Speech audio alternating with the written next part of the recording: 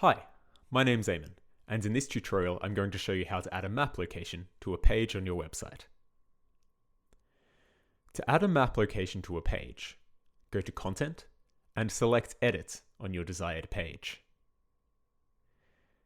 Select the Add Paragraph button at the bottom left of the page.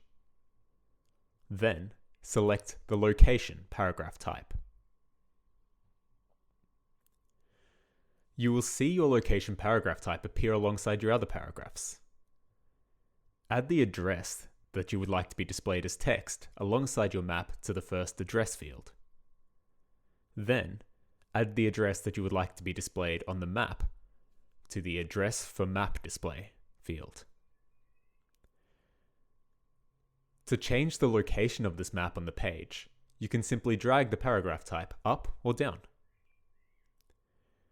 To view your changes before saving, you can use the Preview button at the top right, and always remember to save your changes before you finish.